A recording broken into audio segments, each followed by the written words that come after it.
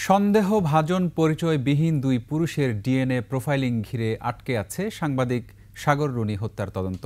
নিহত এই দম্পতি ও দুই ব্যক্তির সঙ্গে ডিএনএ নমুনায় আরও পাওয়া গেছে মিশ্রণ, যার কারণে যুক্তরাষ্ট্রে পাঠানো নমুনায় তৈরি করা যাচ্ছে না দুই সন্দেহভাজনের অবয়ব বা মুখচ্ছবি। ডিএনএ এবং ফরেনসিক বিশেষজ্ঞরা বলছেন, অসংখ্য মানুষের ডিএনএ মিশ্রণ থাকলে উন্নত প্রযুক্তি ব্যবহার করেও খুনিদের অবয়ব তৈরির সম্ভাবনা ক্ষীণ। দীপু শিকদারের বিশেষ প্রতিবেদন। সাংবাদিক দম্পতি সাগর রুনিকে হত্যার সময় তাদের বাসায় দুজন অজ্ঞাত সন্দেহভাজন পুরুষের উপস্থিতি নিশ্চিত হওয়ার পরও তাদের পরিচয় মিলছে না, ডিএনএ ম্যাচিং না হয়। ক্রাইম সিন থেকে ওই দুইজন সন্দেহভাজনের ডিএনএ পাওয়া যায়।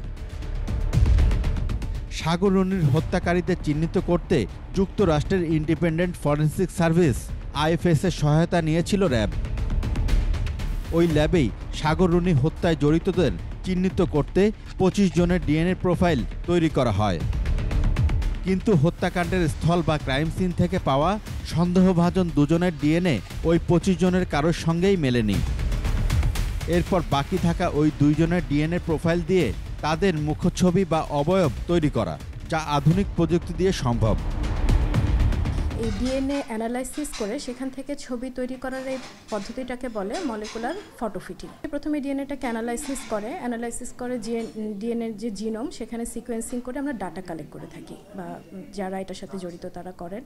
এই ডাটাগুলোকে একসাথে কম্পাইল করে একটা 3D ইমেজ বলেন বা ছবি বলেন, সেটা অটোমেটিক তৈরি হয়ে যায়। আসলে এটা 100% যে অ্যাকুরেট একদম তা না হলেও মোটামুটি বেশ ভালো পরিমাণ অ্যাকুরেট, যেটা দিয়ে যে আননোন ডিএনএ, সে আননোন মানুষটার একটা ক্লিয়ার ছবি আমরা পেতে পারি। পারাবান স্ন্যাপশট নামে একটি মার্কিন ডিএনএ ল্যাব সন্দেহভাজনদের ডিএনএ থেকে ছবি তৈরির কাজ করে। তাই তাদের কাছে সন্দেহভাজন দুজনের ডিএনএ পাঠায় র্যাব।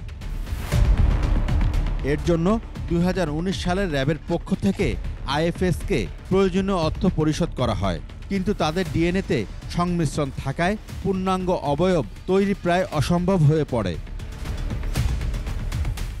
ঢাকা মেডিকেলের এই ফরেনসিক চিকিৎসক বলছেন, ডিএনএতে অধিক সংমিশ্রণ থাকলে হুবহু ছবি তৈরি করা বেশ কঠিন। একজন মানুষের থেকে আরেকজন খুবই ডিফারেন্ট, একদম আলাদা ডিএনএ ম্যাপিংটা। সেক্ষেত্রে যদি অসংখ্য মিক্সচার থাকে, সেক্ষেত্রে ডিএনএর স্ট্রাকচার নষ্ট হয়ে যাওয়ার একটা চান্স থাকে, যেটাকে আমরা পলিউশন বলি। ডিএনএ একটার সাথে আরেকটা মিশে পলিউটেড হয়ে যাওয়ার একটা চান্স থাকে। সেক্ষেত্রে আলাদা আলাদাভাবে করে, যেহেতু ডিএনএ খুবই সাইজে ছোট এবং স্যাম্পলগুলোও খুব ছোট ছোট, সেক্ষেত্রে অ্যাকুরেটভাবে বের করে আনাটা মানে ডিফিকাল্ট। জেনেক্সে শিফট করো, লাইফকে লিফট করো। ডিএনএ বিশেষজ্ঞ বলছেন, উন্নত প্রযুক্তিতে সন্দেহভাজনদের হুবহু ছবি সম্ভব ছিল যদি না কোনো ডিএনএতে আরও ব্যক্তির ডিএনএর সংমিশ্রণ থাকতো। প্যারাবন জেনেটিক জিনোলজি দুটো কিন্তু কাছাকাছি কিন্তু ভিন্ন, হ্যাঁ, যে তার জেনেটিক অ্যানসিস্ট্রি জানা, যে সে কি এশিয়ান নাকি আফ্রিকান নাকি আমেরিকান নাকি মঙ্গলয়েড, বা এই দেশে হলে তার যে ডিস্ট্যান্ট রিলেটিভ যদি কেউ থেকে থাকে সেটাও তারা বের করতে পারে কোনো ক্ষেত্রে, সব ক্ষেত্রে পারে তা না। তিনি মনে করেন, এরকম উন্নত প্রযুক্তি বাংলাদেশেও যুক্ত করা জরুরি। সায়েন্টিফিক প্রোগ্রেসের সাথে আপনি যদি অ্যালাইন থাকতে চান, আপনাকে সেই টেকনোলজির সাথে সম্পৃক্ত হতে হবে। ২০১২ সালের ১১ ফেব্রুয়ারি রাতে সাগর রুনি দম্পতিকে তাদের পূর্ব রাজাবাজারের বাসায় হত্যা করা হয়। দীপু শিকদার, ২১ টেলিভিশন, ঢাকা।